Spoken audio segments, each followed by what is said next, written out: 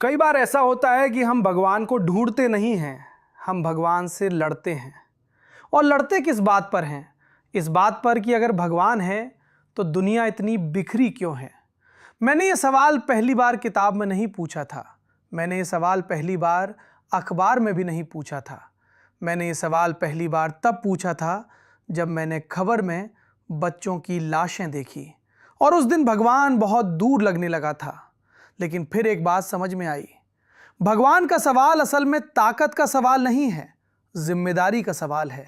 हम चाहते हैं कि भगवान सब ठीक कर दे, हम चाहते हैं कि वो दखल दे, हम चाहते हैं कि वो बीच में आ जाए, लेकिन फिर हम ये भी चाहते हैं कि हमारी जिंदगी में कोई दखल न दे। यानी हम भगवान को इमरजेंसी ब्रेक की तरह इस्तेमाल करना चाहते हैं। ज़रूरत पड़े तो खींच लो, वरना गाड़ी अपनी मर्जी से चलती रहे।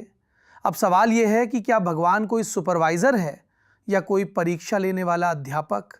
अगर भगवान परीक्षा लेने वाला है तो वो हर गलत उत्तर पर कॉपी छीनने नहीं आएगा, और अगर भगवान सुपरवाइज़र है तो फिर इंसान नाम की चीज़ फालतू हो जाती है।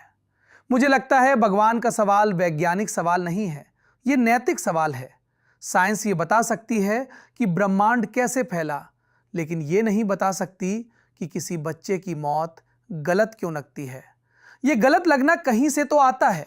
अगर सब कुछ सिर्फ एटम और मॉलिक्यूल होता तो दर्द भी केमिकल रिएक्शन होता और जुल्म सिर्फ फिजिक्स। लेकिन हम ऐसा नहीं मानते। हम जानते हैं कि कुछ गलत होता है बिना गणित लगाए। तो शायद भगवान का होना यह साबित करने की चीज़ नहीं है, ये महसूस करने की चीज़ है।